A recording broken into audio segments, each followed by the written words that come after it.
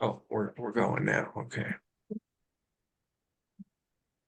So, you want Yeah, to say anything, Susan? no, I will just leave it to you, our fearless leader, to start the conversation and Okay. introduce Eric. Yeah. Yeah. Okay. Well, thanks everyone for making time. This is our regular convening of the Economic Development Finance Working Group, although we have been having some conversations about a soft rename of the group to Economic Development Funding. It could also be Economic Development Funding and Financing at some point, but too many F's in our acronym, I think, with that. But nevertheless, we're here. I'm Josh Metz with RGS, and we have some of our team members here as well. Abigail Scott, Zena Bradford, and Brian Mora. Oh, and Tracy Fuller's down there too. So this is your full group of support players and advisors on this effort, which is oriented around the Redwood Region Rise, the California Jobs First activity, and we will go into in today's session a little bit of a revisiting and a reforming, or rather a strengthening of what the mission of this activity is, or restating of that rather. But that'll come up later on. We have a little slideshow that we normally put up. And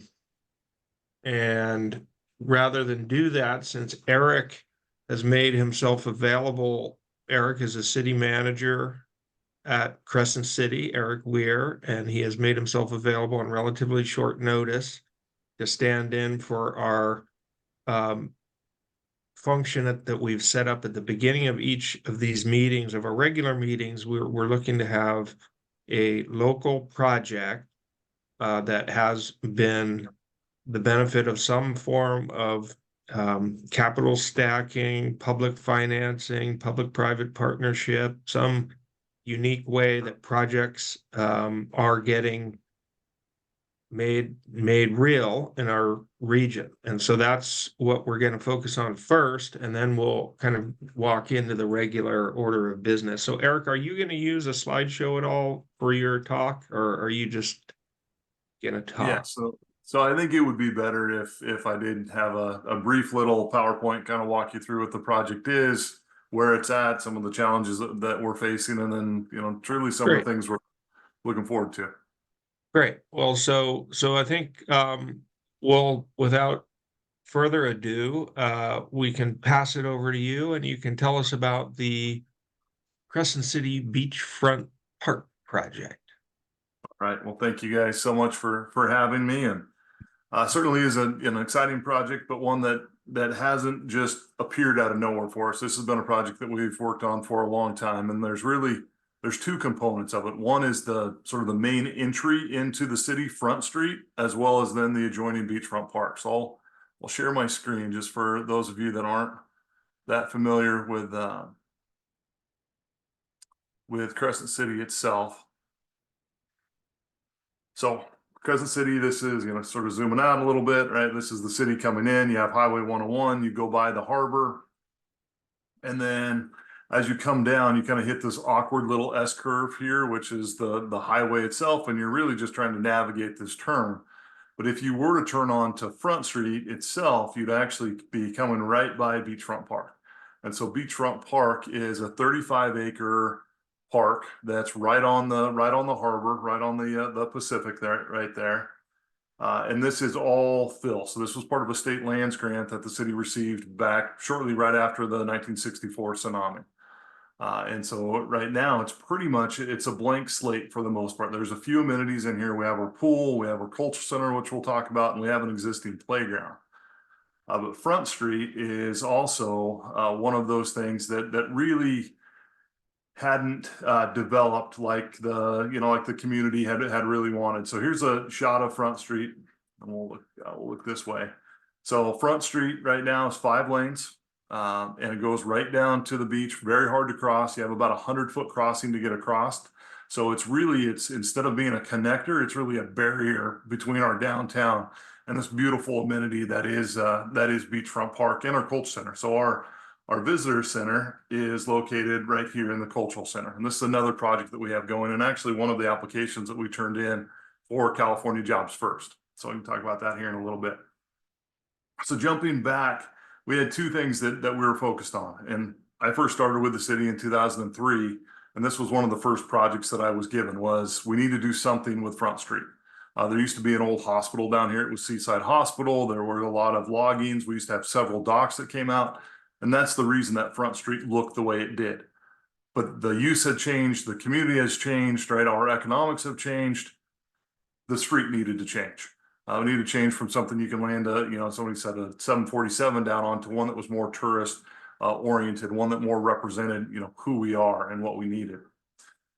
So the journey began, and so we went out and we first got Front Street designed, and it's still on my wall because it's still not complete as of yet. It's starting to turn yellow, and with time as the decades have passed. But we developed a master plan for Front Street. Struggled to find funding for years. Finally, through a CDBG grant, actually found funding through a storm drain project that connected C Street here, which is a main storm drain for us, onto Front Street. And with that, we said, we can't just rebuild Front Street the way it is. If we're going to dig this street up, we need to put it back the way it's supposed to be per the master plan. So that allowed us to acquire $5 million and do about the first, say, 5 blocks of this 10 block section of Front Street. Eric, if I might just ask because I think this is a really important point, is that the time frames. Like, you started in 2003, you said, with the city. 2003. Yep. And so when you're talking about these milestones, if you could kind of just state the year a little bit, because really, having this idea that things take decades and longer to see major, changes in our cityscape is, I think, really important for people to understand. It is. And it's, there's, you need to have a focused vision, move with urgency, but also understand that it does take some time, even with that sense of urgency. So it was a project from the very beginning. We hired an engineering firm, Stantec. They did some initial public outreach in 2005. We had kind of this master plan sort of document, and then engaged with a design firm through funding with our local transportation commission. And they funded the actual design of Front Street, kind of with the whole purpose of get us to a construction ready project. That's so critical, as most funding is tied to construction ready. Have you cleared all the hurdles? Have you done your community outreach? And so that was in 2011. 2011, we hired the firm. The firm completes the project somewhere around 2012-ish. The grant landscape at that time was not good. And so we put out multiple grant applications from all different forms. We put out the active transportation, I want to say 3 active transportation grants, trying to just pick off the sidewalk piece.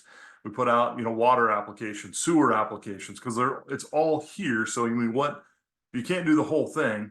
What piece can you do? Because this was estimated at that time to be somewhere around $12 million, something like that, to do the whole street. It's turning out it's quite a bit more than that, but at that time, that's what the dollars were. So how do we carve this up to get it fundable? And a lot of that's understanding the grants that are out there, and then trying to work your project into those grant goals. And so it ends up being a win-win. So for Crescent City, we're disadvantaged, right? It's we have a lot of things for us that, the median household income is extremely low. We have metrics in regard to health and our population that are not great. So all those are good grant things to have sort of in your back pocket when you're trying to acquire funding on this. So that was 2011. Through 2011, through all the way up until 2018, we submitted, I want to say somewhere probably around 10 grant applications in various forms, all of which were denied.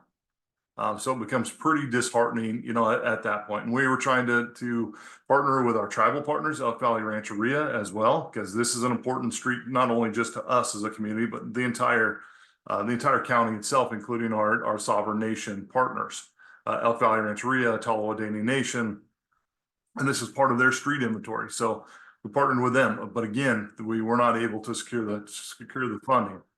Wasn't until 2018 when we applied for the CDBG grant for the storm drain piece that we actually received that funding. So 2018, we get approximately $5 million to do just this first half of Front Street. Right around that same time, the state passes the Prop 68 Bond Act. I think there was $4 billion for parks. And so at that point in time, our eyes light up. We have a master plan for this beachfront park. It was first developed in 2012, right about the same time as this Front Street was being completed for the design. So we had the master plan for it. Prop 68 comes out. They have funding just for projects, just like what we're talking about here. We take a look at it. We again, though, want to make sure that we're focused in on this exact funding source. This exact funding source for that one really focused in on public engagement. So then we went out to the California Coastal Conservancy, got a grant from the Coastal Conservancy for approximately $100,000. Now this is in 2018, 2019-ish at this point in time, to redo our master plan, but focus in on the public engagement that we knew that Prop 68 wanted.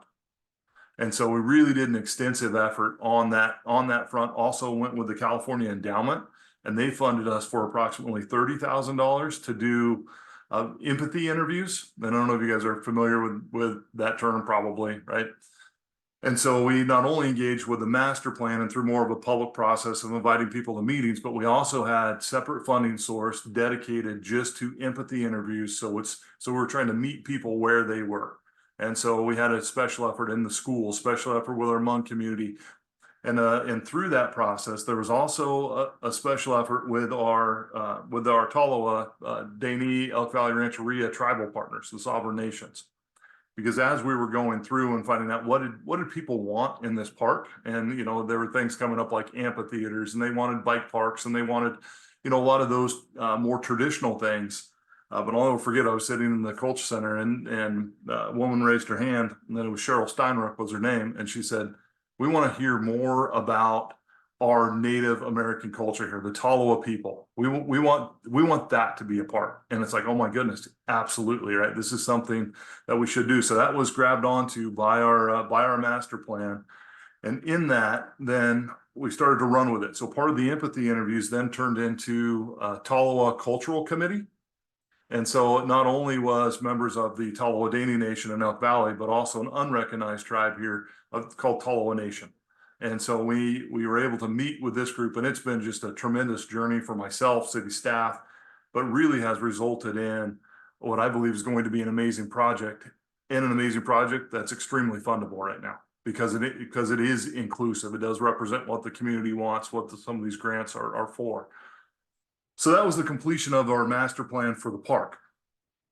Part of that master plan then was a finished product with a report, and COVID hit us right in the middle of this too. So, all of a sudden, right, the world's turned upside down, right? Things get stretched out. But we're able to put in an application, not for the first round of Prop 68, but learn from the first round of Prop 68. And we chose to put our application in the second round of Prop 68. And we were funded for $5 million for some of the components. We applied for 8.5. We have 5. Turn that right around again. So that was in about 2021, I think, is when we were funded for the $5 million for the park. And then they had their next round, which was rural recreation and tourism. And the maximum you could get funded for on that one was $3 million. So we took the amphitheater and the waterfront park piece out of our first application and targeted the rural recreation and tourism piece for that because we knew it was a good fit. So we put in for that, and we were funded for that as well. So now we have $8 million to build the park. Part of this park, and we'll kind of run through it a little bit, is trying to make sure that we captured what the community wanted and something that would be uniquely Crescent City. So when we put out the RFP, it wasn't just for someone to design these basic features that were included in our grant application. It was also to have it be a well-planned and experiential journey for someone that comes into the park. So they're understanding the place they are. And that coincides so nicely with the Tolowa interpretive walk piece. So, and that's exactly what we ended up with, is we ended up with a park itself and a consultant team that said, the Tolowa interpretive walk shouldn't just be in one place. It needs to stretch through your park, right? That needs to be a running theme through all this. So as we started to develop that, then we acquired additional money through another grant, and this was through the California Coastal Conservancy. It's called Coastal Voices. And so instead of just having kiosks with the tall interpretive walk to read a little bit about the history, the culture, the land sustainability, all of those things, we now acquired an additional $200,000 to actually create a video series. And so now you'll have a QR code that you can go to on your phone. You can read about it. It'll be more in depth on the online version, but now it'll bring up videos of the tribal elders. And so it's not just reading about their story, it's hearing about their story from them in their words. And that's all about really writing one-sided history. So, I mean, that's the other piece of this, is there's going to be so much from just a relationship building and hopefully healing standpoint of it, but also telling the true story of actually what occurred here. So and we'll kind of get into it a little bit, but you'll learn all about the land sustainability, the culture, the values, all that of the past. It'll hit the atrocities that occurred. It'll hit the massacres. It'll hit that. It won't be overlooked. And then it's also not going to be about a people that were. It's a people that are, and they are thriving. They are a part of our community, right? When we talk economic development, if you're not talking about coordination with tribal partners and how we all come together, then you're not really talking about economic development. And so, I mean, the relationship building part of this has been tremendous, and the future on that, I'm really excited for. So that's the park piece of it. Front Street stopped here at G Street. So it was only this half that was actually funded by that CDBG project. We passed a tax measure in 2020. That was called Measure S. It's 4 streets and roads. We also took all of our ARPA money, or a lot of our ARPA money that we received, and we put it towards Front Street to try to make this next piece happen. We also received some funding from our local transportation commission. And so now you can see this little meander in here. So it looks like Google Earth has been updated a little bit. This is the piece we just finished. So now instead of a road that's 5 lanes going to nowhere, right, you have this nice meander. And you'll see in here with the park, this entry feature is going to be a real critical piece to let people know that they've arrived and there's something here to see. And then on this section here, we created a pedestrian zone and diagonal parking all along the park. And so if you come down here and you eat at Seaquake, yeah, there's parking in front, they can go to that. But as there's events in the park, you also have parking right in front of the park that's accessible. So now they can actually access it. It all has, decorative street lights and, things that have a sense of context instead of just this giant street that goes down. So that's how we funded the next 2 blocks up to here. But we weren't done yet. So Congressman Huffman comes into town, and we pitched this project to him as well through his community. It's called community project funding.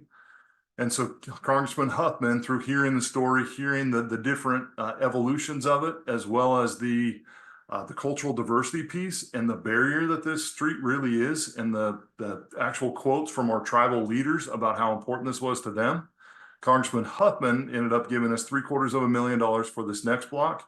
And then we leveraged for some CRISA funding through the local transportation commission, and we're able to get through Play Street. Just recently, we were able to apply for a Clean California grant. And so Clean California is through Caltrans. And so they funded us for $3 million. So once it starts to build, right, you start to get this synergy where now you're not asking for $20 million from one source. Their $3 million, in this case, can now be a part of a $20 million, and it all kind of goes together. And so Caltrans has funded the front of the Colts Center, our visitor center, all the way through the S-curve itself on both sides. So we have the pedestrian piece here to connect to the highways.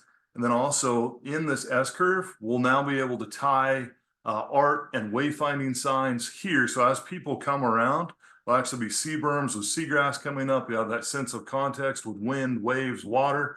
And then there'll be something here that they will actually turn down and realize they have arrived. So that was another piece. The final piece of it, we just received word about 2 weeks ago. Another CDBG grant for $3.3 million. We'll do the street and the storm drain all the way to Front Street. So it is now fully funded all the way down 10 blocks, somewhere around $20 million, and will be complete by the end of 2026. So that, in a nutshell, is the kind of the funding piece of it. For a bird's eye sort of just Google Earth look at it. I don't know how much time you have. I do have a slideshow that kind of runs down through the different part components. if you're interested in that as well. Well, I mean, I'll just say that thank you for that story. You know, it really speaks to some of the important messages that this group, I think, well, is good to hear, but it will also be important in getting out with the folks who throughout the RISE program that we will be engaging with externally, which is, you know, some of the key points being, you know, the big vision, but the incremental progress and the, you know, to the dedication to the thing and you know, to the vision and the momentum, those pieces. Also, I think, you know, I would expect that there will be questions. Well, why are we focusing, let's say, on infrastructure so much, or, you know, what's the relationship between, you know, improvements to a city streetscape and economic development? But even if you're interested in the arts or small business or hospitality or any number of things, it's that foundation of that infrastructure now that is a catalyst for these events at the park or the brewery, you know. And so I there's really a great story to hear. I think if we could share your slide deck as a PDF or something with the folks, and even put it on the project website, that would be helpful. But you know, we generally are about a half an hour on these things. So does anyone else want to say anything in response more than Layla's, you know, strong arm for Crescent City? Layla, I know you got something to say.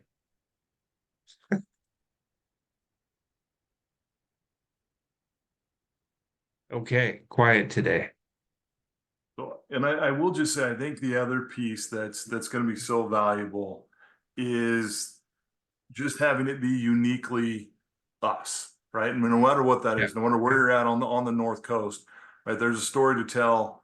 We don't have to be another community, right? We just need to be uniquely us, and so that's what we've really tried to focus in on this particular project. And you know, the one that, let me just show here. I'll share my screen again, and you can just see a couple of the slides. Great. So this is the new playground that we'll be building, and so one of the key features is a redwood, right? And this redwood then becomes your playground, and so kids get that sense of context when it comes to the playground itself. You can see this is going to be the amphitheater, and so designing it for food trucks, and then also thinking, you know, that's a stepping stone piece for businesses. If you're just wanting to get started in the restaurant industry, maybe a food truck is the right place to start, and then turning into brick and mortar. And so having events have been a big focus for us from an economic development standpoint. And so this is designed around that. This is right on the water. So having a farmer's market right on the water itself is going to be another key component of it. And then the tall interpretive walk. So, you know, as we look, so there's the existing playground Front Street that we talked about. It's right here. Culture Center is here. We want this to be a unique experience that showcases all that we have as a community. So it's much more than just a walk. So when you come into these nodes, you're going to have a sense of space. So like this is a redwood tree. And this is what it'll look like. It'll be about 20 feet tall. And so you're actually walking into the inside of a redwood tree. And that's where you'll learn about how important the redwoods were, the genesis of the Tolowa people, the values, the culture, you know, all of those things. As you come to the next one, it's a burden basket. And so when you're talking about plants and harvest and land sustainability, right, you'll actually be in a basket that would have been, or, you know, a replica, one that would have been traditionally used. And this is going to be a botanical garden. So you'll have edible plants and plants that they used for their culture and their survival. And then this is the last one that we have. And this, it's kind of hard to see here, but there's fish alongside it. And then there's a canoe, a dugout canoe. And this will talk about, you know, their use of the ocean, and it'll be right on the ocean. You can see the ocean in the background there. And so those are some of the things. Are these are your next sort of targets for funding development, or these? Well, yes and no. So the projects, as all projects right now, it's coming in slightly over budget. So we think these are good items that maybe we can get additional funding for. Yeah. So we have our net out there right now, trying to find additional funding for these pieces, which will then allow the project itself to come in, hopefully a little bit closer within budget. But we're not going to give these up. If we can't find funding there, these are too important. We have worked with the Taloa Cultural Committee too closely with these. We've made some promises. We cannot not build these. So that's our focus in on that side of things. Yeah, those are great. Those are great.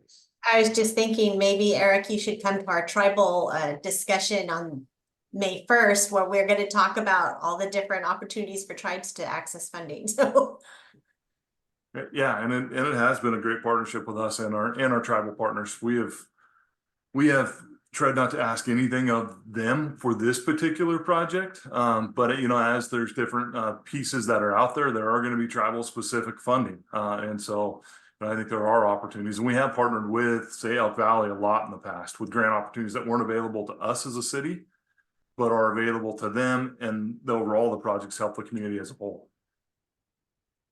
Yeah, I know that Mary Ann has her hand up patiently, but I just want to note that we have a new participant, Viviana Orcutt, here from GoBiz, who is the recently hired tribal liaison on the GoBiz team. So I don't know, Viviana, you want to say hello at some point or after Mary Ann speaks, but we should make that connection. Mary Ann. Vivian, introduce yourself. I'm happy to. Okay. Oh, hello. My name is Viviana Orchid. I am a tribal person. I am Hoopa Yurakan Creek descendant. I'm a former tribal leader, but I kind of slipped down. I've been around for a long time and have a great connection, done election canvassing and separate stuff. So they kind of brought me on to do some outreach to tribes. And then I was getting some messages from Susan and Ryan or Josh. So I included them. I was like, I have a tribal e-blast. I am constant connection. We have a consultation process that we have to follow through the state. So we have a list that we do outreach with and all those things. But I kind of included them on the e-blast yesterday. So they would know that that is being done. But having familiarity with tribes and, I get a lot of output and pretty good response. I kind of didn't know what to think when I signed into this meeting because I didn't see a lot of diversity, and that was a concern to me as a tribal person. But Yeah. hearing Eric talk, I think that was conducted respectfully, and I really enjoyed that, and I heard a couple of my relatives being mentioned.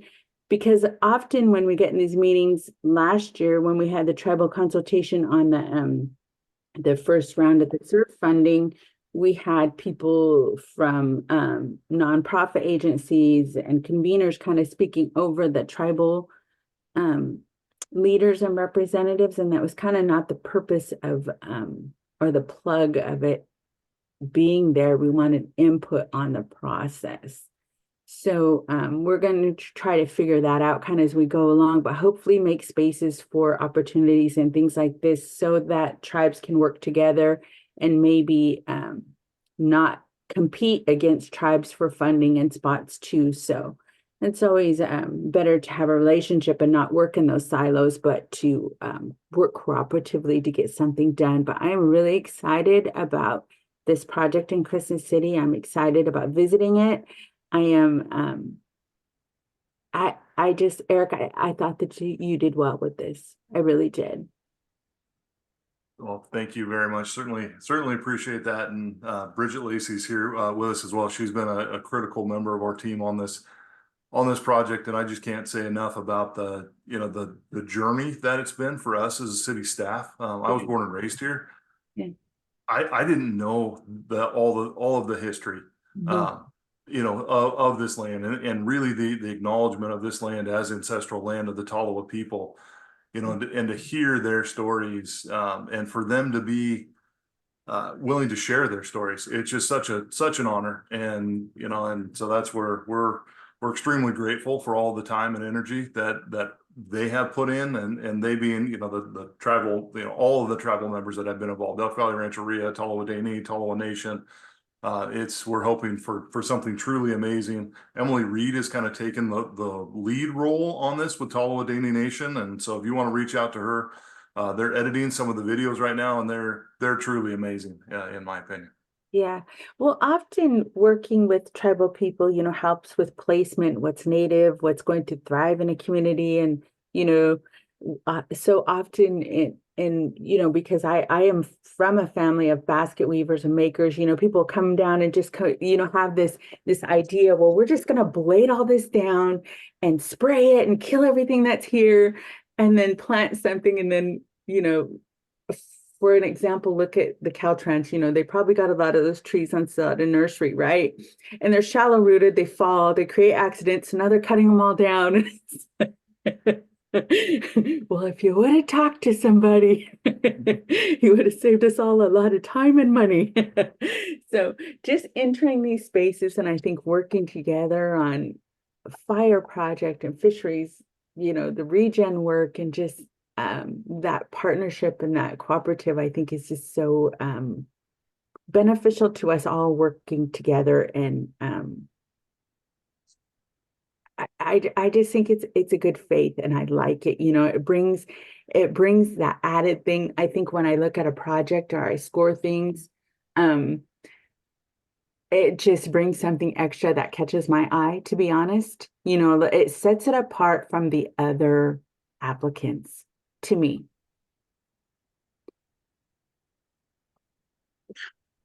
Thank you.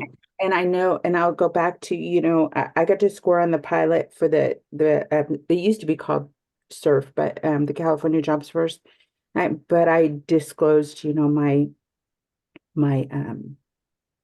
relationship with the tribes and my working relationship with the county and different things. And so I was put down in Southern California, but I got to see a lot of the projects and different things coming forward. And I just, I commend you for sticking with this. And also, when the 600 million came down, there was no tribal set aside in there.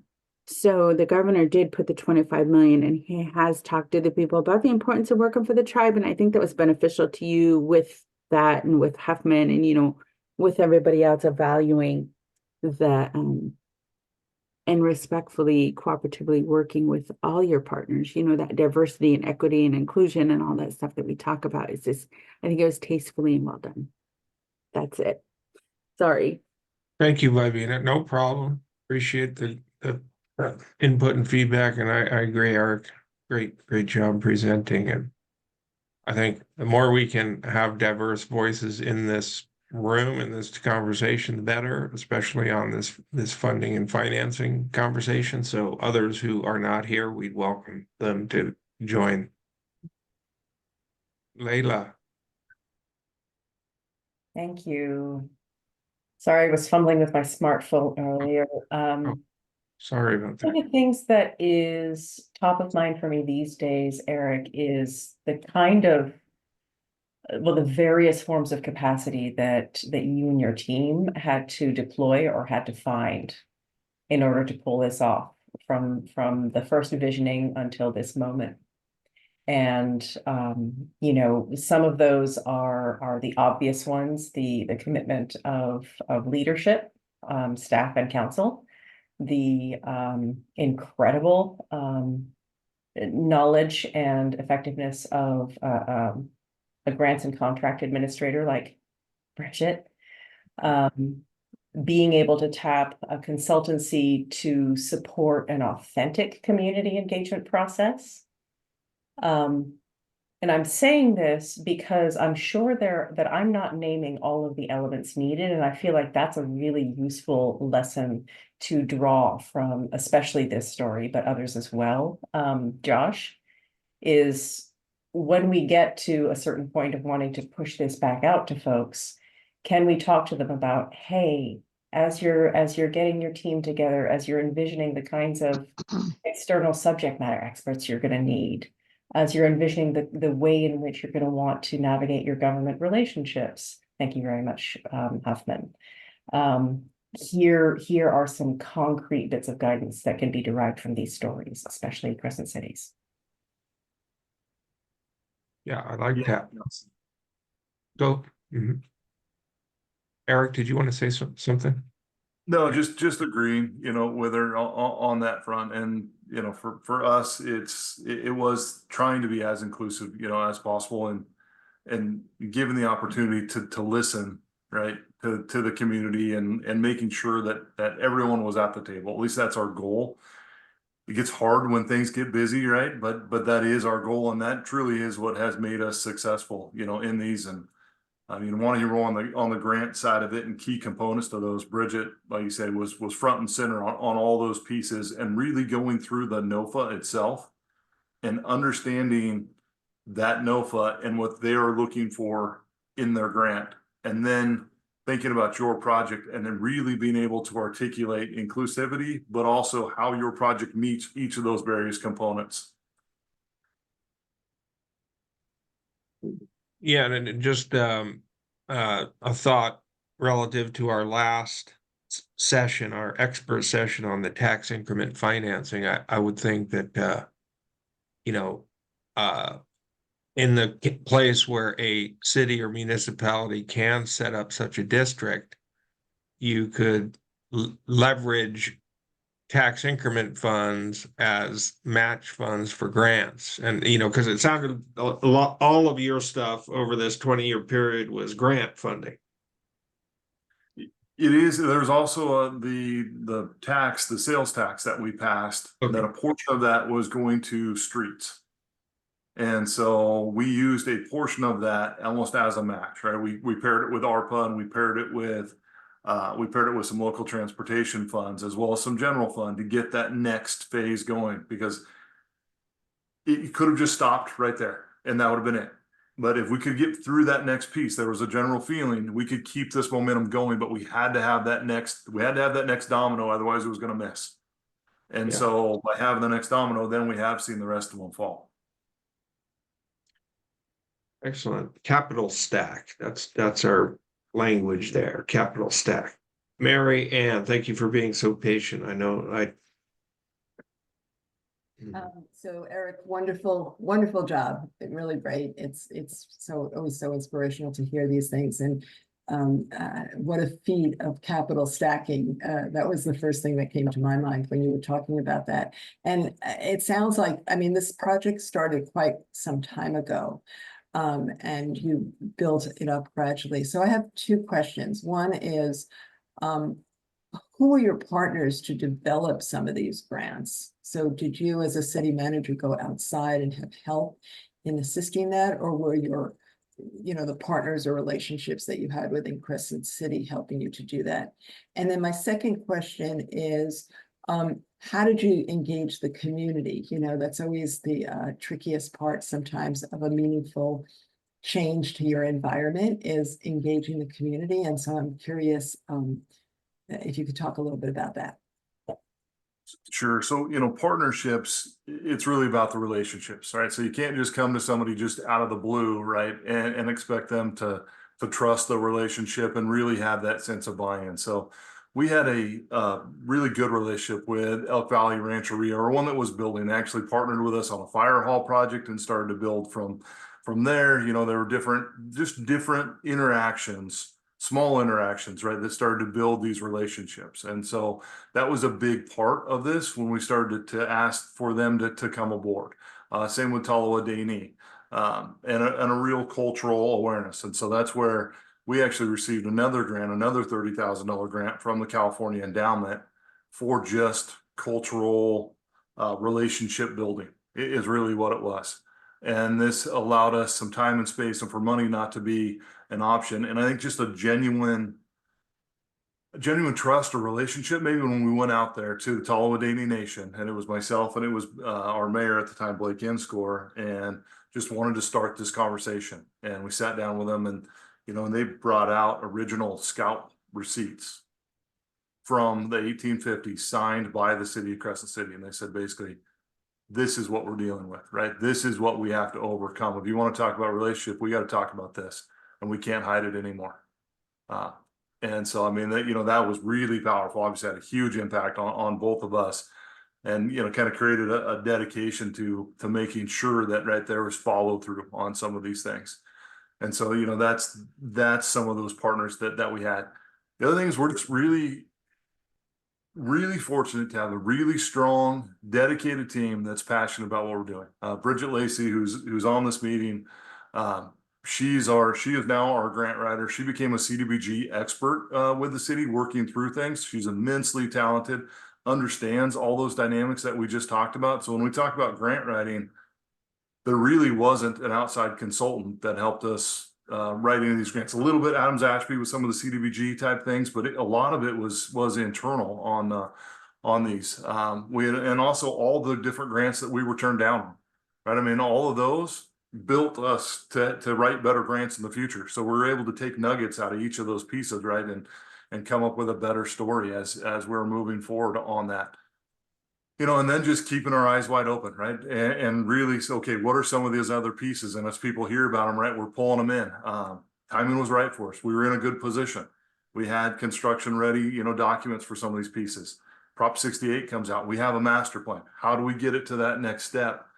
Engaging with the schools. Schools were another big partner, right? Trying not, okay, who are we leaving out, right? We don't want to leave anybody out. How do we engage with the schools? How do we engage with Talawa? How do we, you know, also try to, you know, talk and make sure our Hmong community, you know, is also included, you know, on some of these things. Trying to really, you know, do that outreach, meet them where they're at. You know, all those sorts of things is really where we want to be. Do we fall short sometimes? Absolutely, right? Because you can always do more. But trying to create just a bigger opportunity than here's a public meeting at 6 o'clock in the council chambers, you know, come speak at public comment, right? It's got to be more than that. There's got to be workshops and farmers markets and, you know, all those different places to try to engage with people where they're at. Thank you.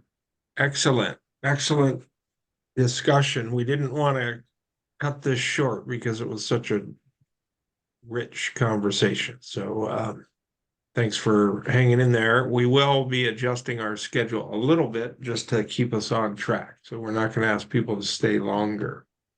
Thank you, Eric, and you're welcome to stay with us for the rest of the session. We hope you do.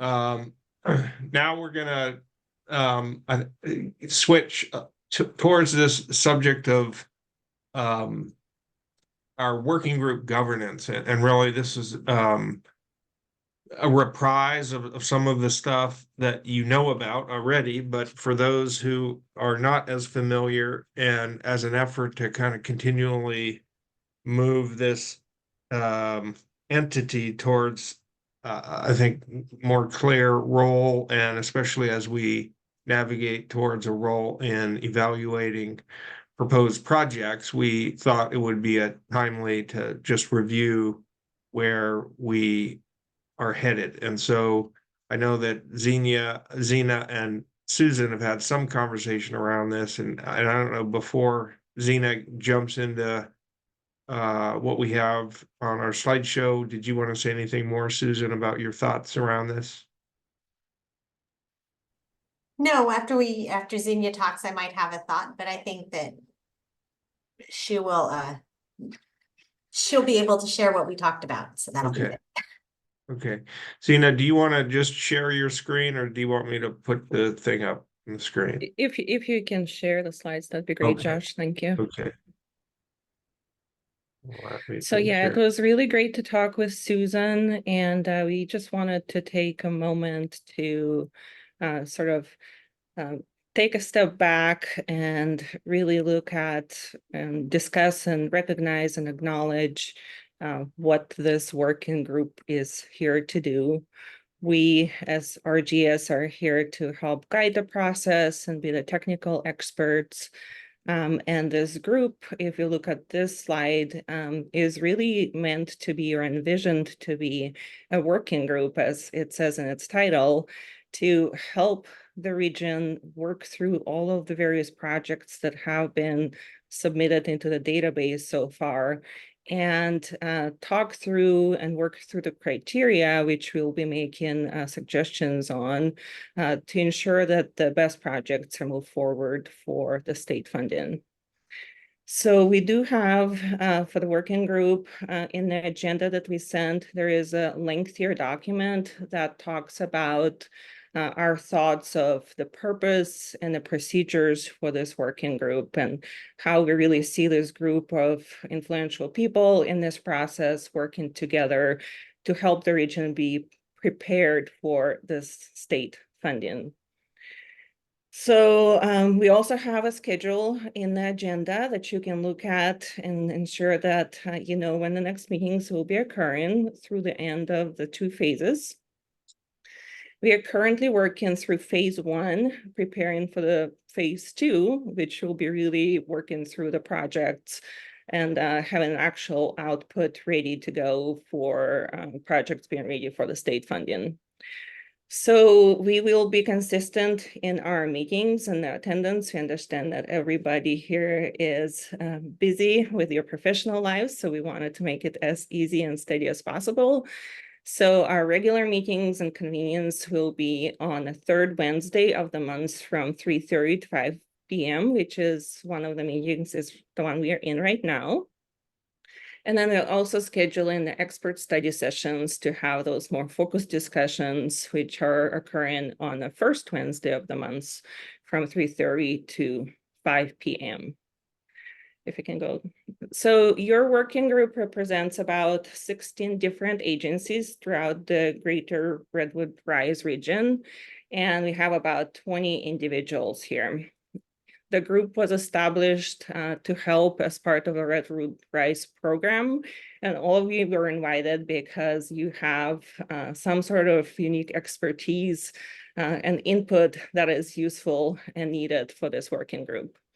So one of the roles for the working group, and it's important to participate consistently, was to enhance the participants' existing public finance expertise through the working set or the expert sessions, as well as ensure that the group has the opportunity to share your unique experiences with each other and learn from each other.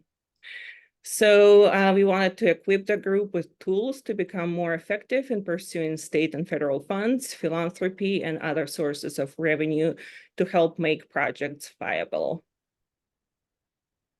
One of the goals of the working group is to establish a body of knowledge to be used in evaluation of the projects of the California Jobs First funding.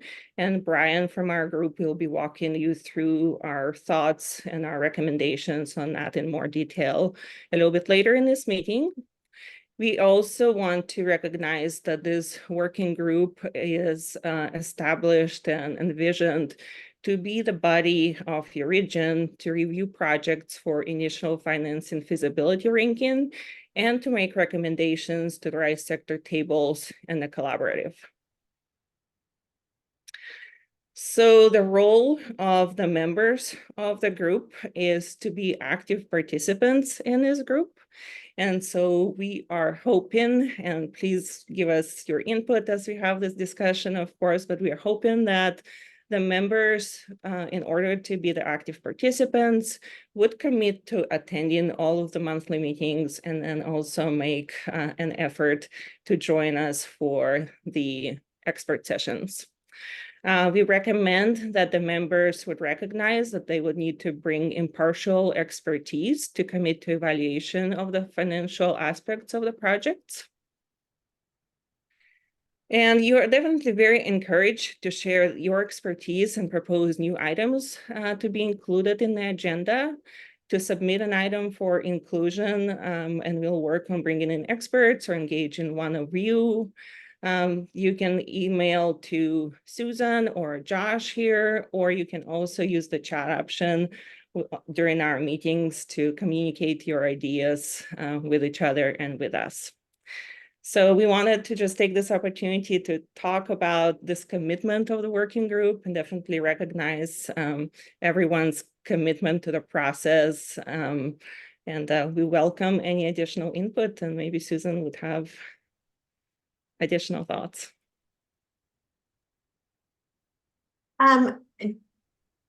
It was a lot of information, but it's really pretty basic, right? It's that we want to make sure that we have a good resource for funding projects And I just wanted to add that, like, the case study that we just talked about, and the thing is that helped us to better sort of think in our own minds how we could utilize this project to, or this group, to lean on each other for resources, to lean on each other to ask good questions, and to consider the reason we picked this group is because there's experience in a lot of different funding opportunities. So we hope that you will participate fully because you're here with expertise.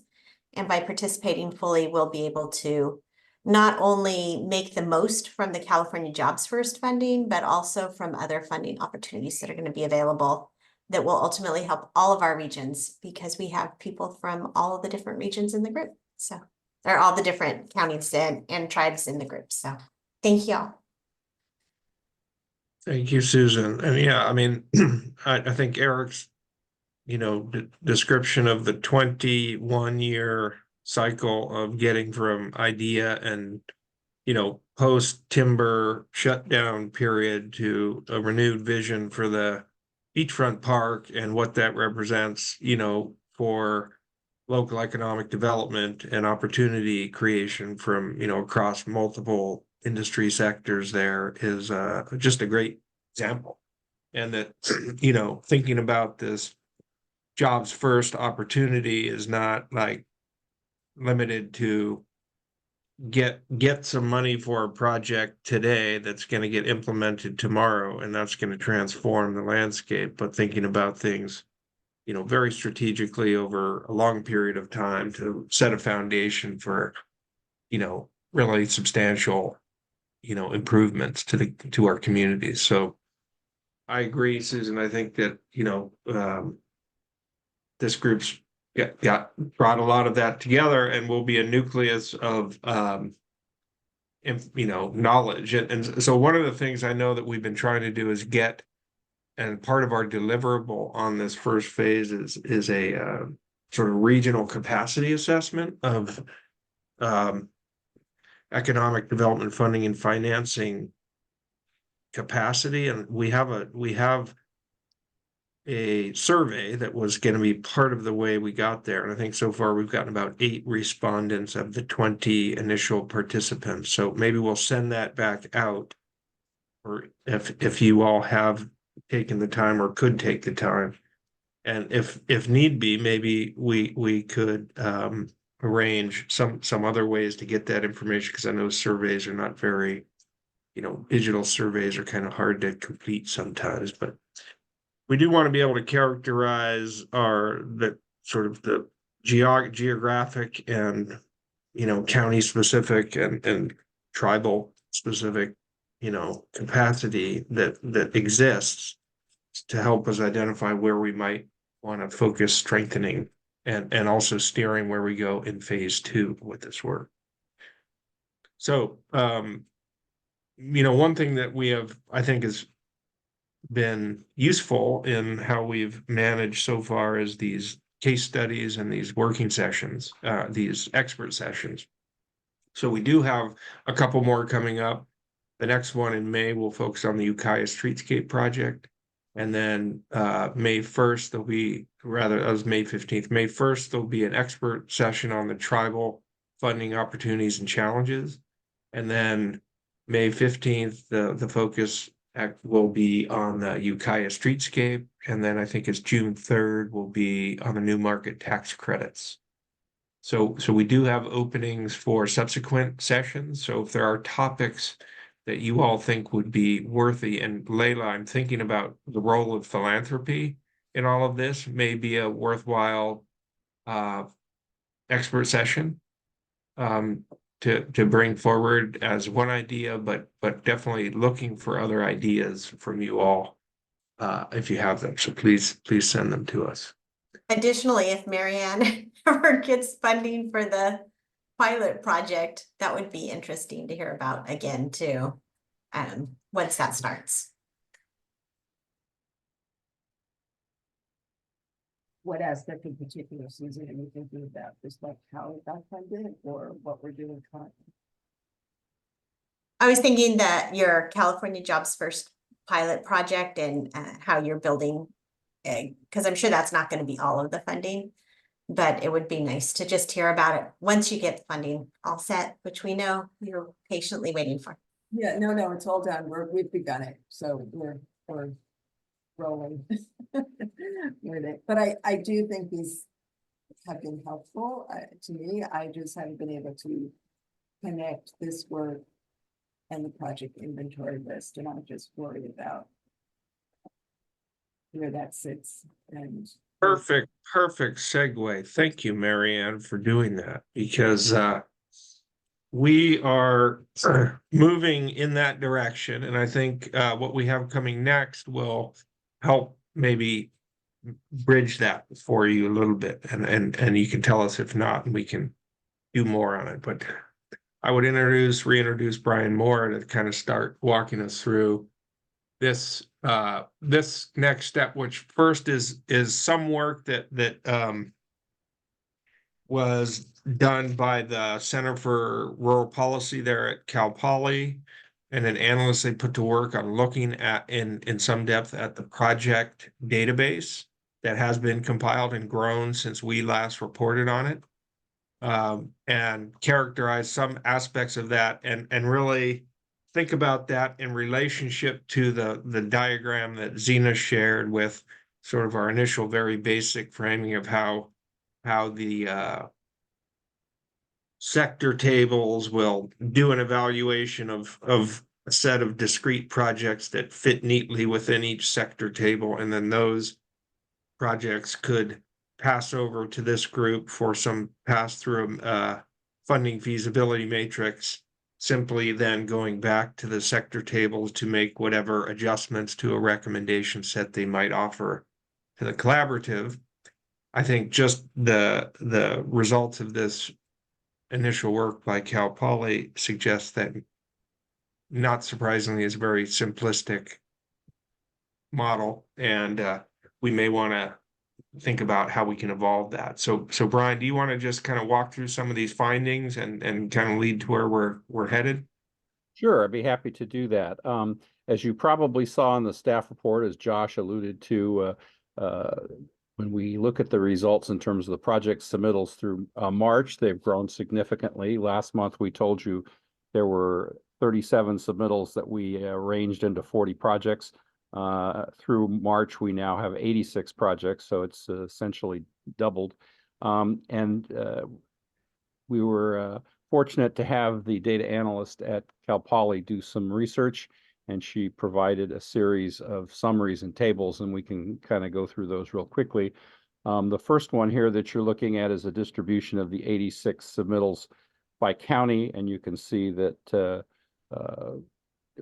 all of the different counties are represented. We can go to the next slide. This is an analysis of requested funding, and you'll remember from last month's discussion and the report from Tracy Fuller that in this region, the tradition has been that projects of $1 million or over are the ones that use various debt financing or different financial tools, and those under that amount don't. And so this shows you the distribution of the submittals to date. And as we saw last time around, it's around a 50-50 distribution in terms of those projects that are over and under $1 million, although we still have a significant number that don't yet have a budget, and we'll have to work on that as the process moves forward. Next slide. This is an interesting one in that I think the original assumption in this process was that the project submittals would be referred to the sector table that the project covered. But what we found in the analysis from Cal Poly is that actually many of the projects cross several sectors. So it may not be as clear as we originally thought in terms of assigning the projects, and we can talk a bit later about how that might get addressed.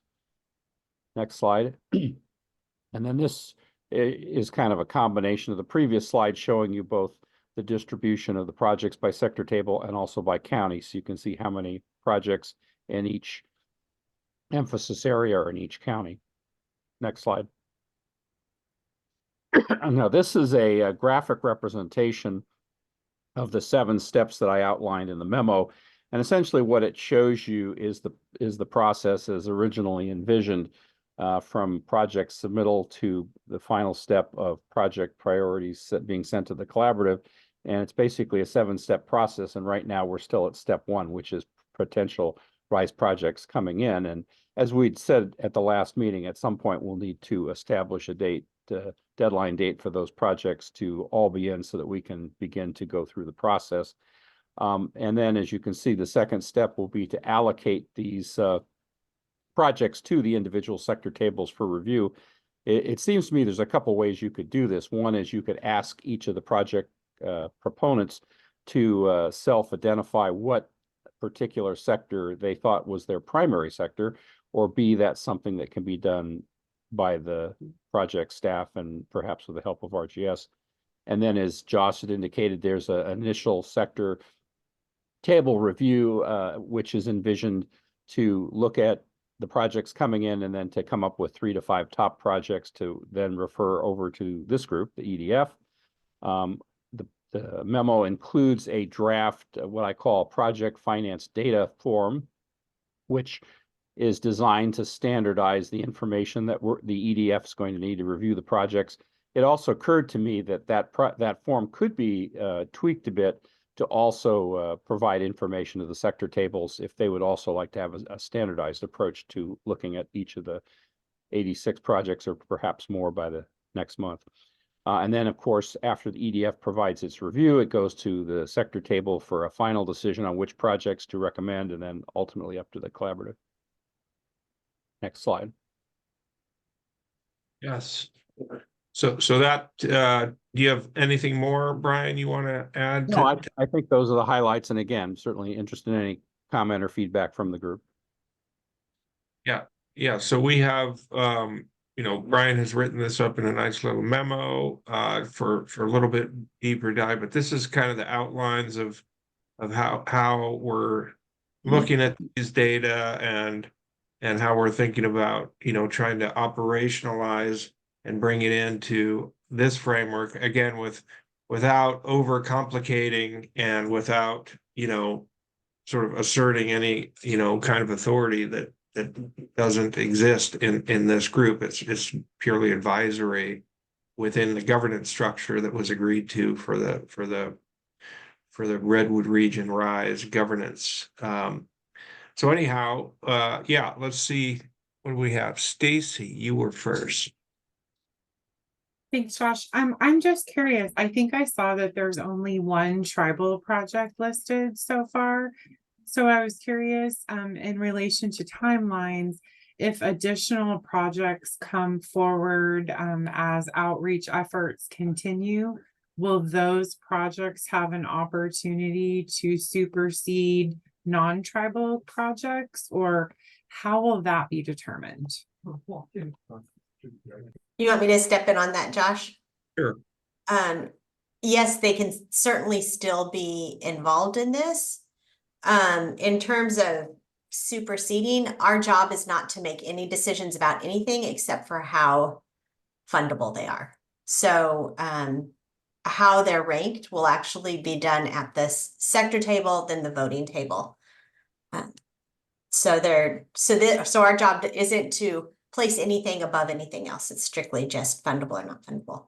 Okay, that helps. I think mostly my concerns are around the relationship building and how others have spoken that it's just super important not to overpromise. So I was trying to have a better understanding in my own mind of that delicate dance of trying to get input, trying to get their buy-in, not overpromising and not under delivering. So thank you.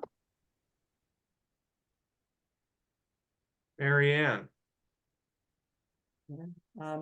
Yeah, so several questions come to mind, but I think Susan, you just brought up something that I wondered about. So as a sector table lead, that's the hat I'm wearing right now. We don't have a rubrics or a scoring methodology right now. So when we instructed our constituents to deliver projects we said, put it in the form, do the best you can and put it in there. Okay. Yeah. So that's just, so, and I've looked at some and that's what you got. I think two things struck me, one that Brian mentioned, which is that, you know, many of them did not prioritize a sector. So as a sector table lead, I don't know if I can go in and help the people who put, this is good for everyone, like, because then I don't know where to help you. You know, I don't know if you're like, you put blue economy down, but it's not quite, I'm not quite sure why. So I think if there's some way, and you mentioned a few ideas of like, what would be your one priority? And then you could say, you know, subset is that it indeed would help everybody. That might be helpful, because as sector table leads, we feel a responsibility to the constituents that to make sure that all their projects get the best chance of being funded or having people interested in those projects. I do believe, Marianne, on that point there, I think all the sector tables are gonna get all of the projects. And so you'll get to, we're not gonna sort them out for you. And so the sector table could say, we're interested in these. Saying that as a good thing. I'm sorry. Well, you'll know clearly which ones you're not interested in, but your table will be able to say we're interested in this or not.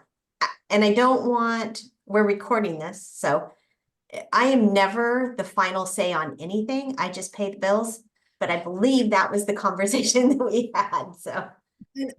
And I appreciate that. And I'm not saying that one way is right or wrong. I'm just saying that we're all, I think one of the biggest things that we're all struggling with is how do we prioritize? We all have so much information coming at us. So anything, just like a simple thing like, oh, all I have to do is look at this blue economy, that just saved me 2 hours, you know? So I'm looking at it more of just efficiency for what. Yeah. I think our concern was the same one you had though, which we don't want anything falling through the cracks. Yeah, right. And then there was a mention, Josh, about a form. I could tell you right now that all of your sector tables are probably going to want to have a consistent form. Like, again, any consistency, like Right. we're now even thinking about even our project or program update that we're turning in or report. How do we make that all consistent? How do we all have exactly the same blocks? Like maybe it'll happen, maybe it won't, but at least we're having that conversation. So I think the financial, which is always the most difficult, I think for most of us, having some kind of consistency of what you're going to look for is really going to be important. So that form, you know, meeting with us and going through that form so we can understand would be great. And then I am really lobbying for, I think I wish it was at the April 29th meeting, but a webinar, but really where the sector tables kind of get a synopsis of all this great meetings that I've been at. I don't know how you can do that, but if there's some way to explain capital stacking and funding and some of the, you know, potential opportunities or have case studies, because I think I just have learned so much by sitting here, and now I've got to look at projects and say, well, hey, you should talk to so-and-so because they similar to you and they did that. That's where I'm kind of thinking outside. Yeah, that's good. Well, Susan and Amanda are a little bit ahead of this thinking. It's the good news that they have recognized that there's a need for supporting the sector table leads, in particular, getting, you know, addressing challenges they might have been experiencing or just issues that are bubbling up. And so we have extended, you know, the role that we're gonna do to provide some direct support for the sector table leads to help at least try to wrestle with some of those issues and provide some of the guidance from this working group and our work otherwise to help navigate that. One more item on the timing, because I liked that chart that you had that, you know, showed the arrows and Yeah.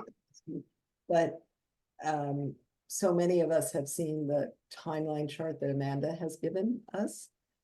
Where does your chart, Brian, that you shared fit into that timeline? Like, you know, like that is all gonna happen where? And that would be a question that I think everybody would want to know.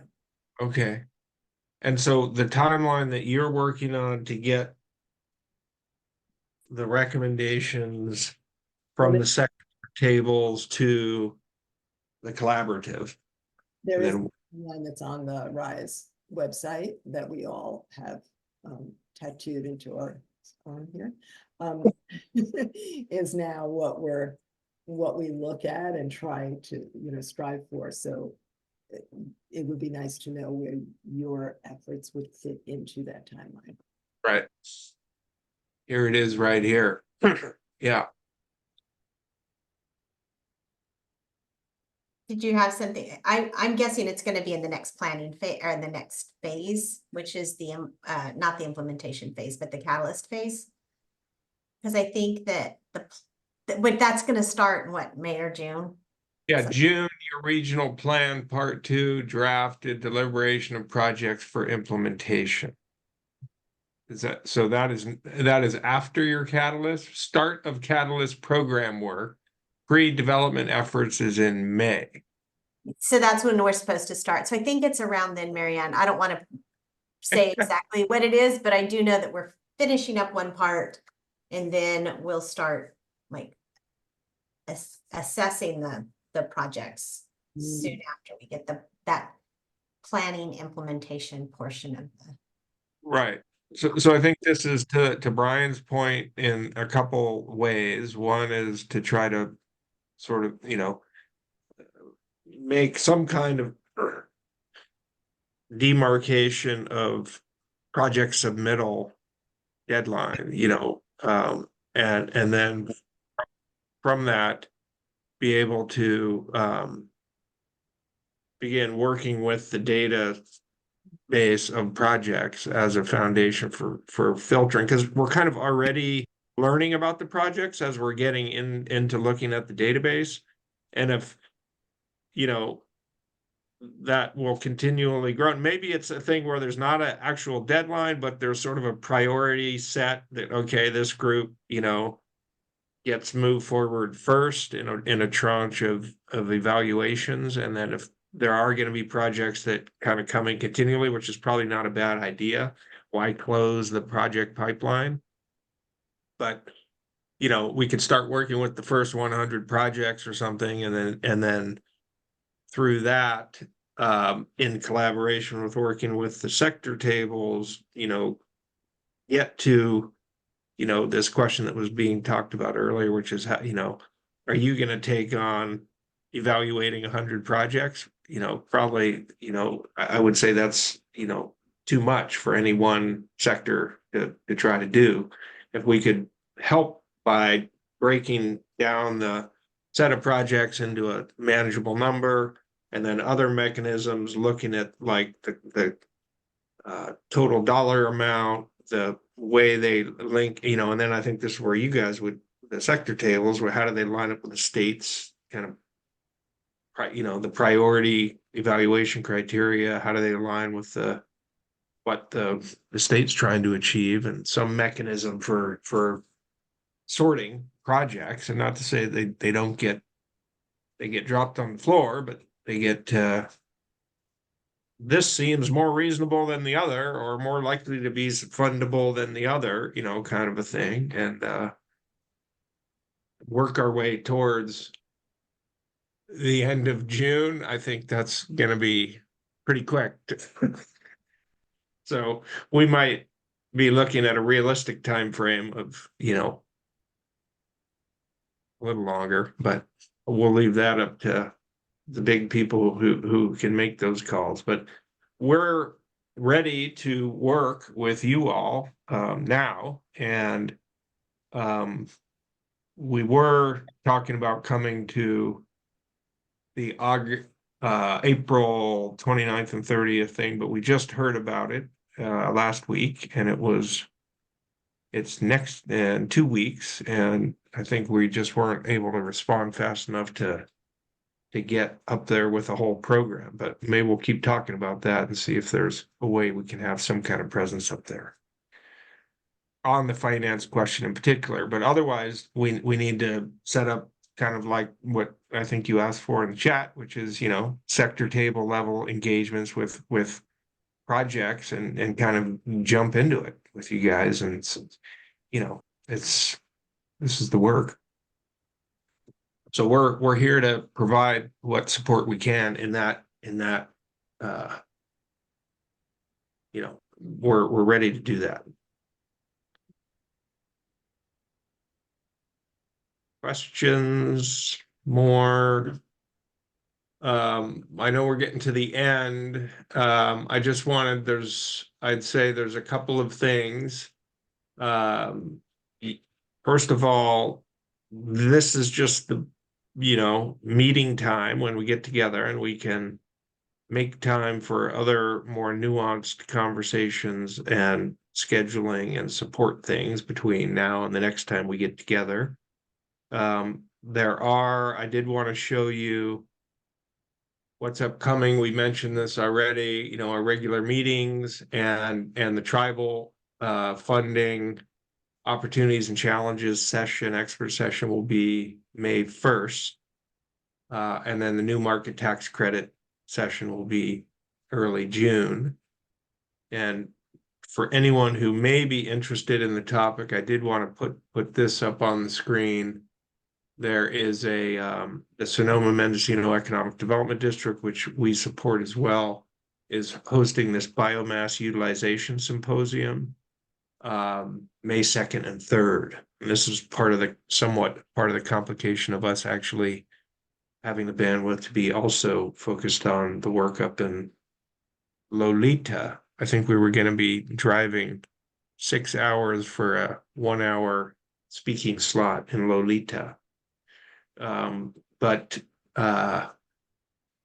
this will have a bunch of state and federal people plus project proponents. And, you know, we are working with the Potter Valley Tribe and the Hopland Rancheria on this project as well. And so would welcome any of you all to be there. I know Connor and Marianne are going to be there and some others, hopefully Stacy as well. And that's kind of the end of that slideshow. Are there any questions or specific items that anyone else would like to raise before we conclude here? Do you want to remind everybody that we do have an in-person meeting next week, the 29th and 30th? At that meeting, we're going to have all of our sector tables are going to be meeting, our equity council, tribal voting block. It's going to be the first time we all get together, and they'll be meeting individually, but then coming back and reporting to the group. We'll also be talking about regional strategies on those things that are not in the sector tables, like housing, food insecurity, entrepreneurship and innovation, broadband, healthcare. If you've not received your invitation, please let me know. Make sure you get it. I think it's going to be hopefully a really valuable workshop. The second thing, I just posted that we received our Catalyst contract from the state this week. So we'll be returning it. And I anticipate it'll be finalized in May, which is when they said it would be finalized. So that's surprising. We're more surprised when it happens on time than when it happens late. So.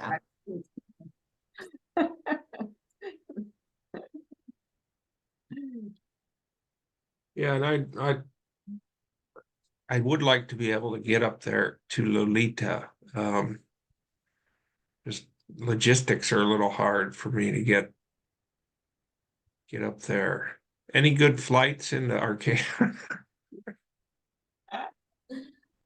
From San Francisco? I mean, you have to drive all the way to San Francisco to get up here. Now, there's some great flights. Just lease yourself a helicopter. It'll be fine. Well, I'm going to be at this advanced air mobility meeting at Moffett Field on Monday, the 29th. So they don't have any operational vehicles just yet, but maybe in 5 years we can do. You could always try one of those, they're being piloted right now, individual jet, the little individual helicopters. Yeah.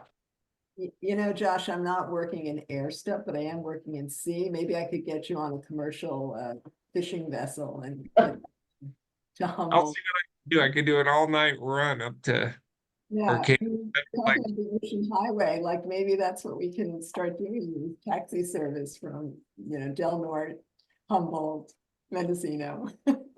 I always mean- like to think that this is part of the lesson of being in our rural community is that we have to get from one place to the other and people cannot always make it. Susan, does it look like from the RSVPs that we're getting community, or hard to say? I'm not involved in that necessarily. Oh, okay. Yeah, I have heard.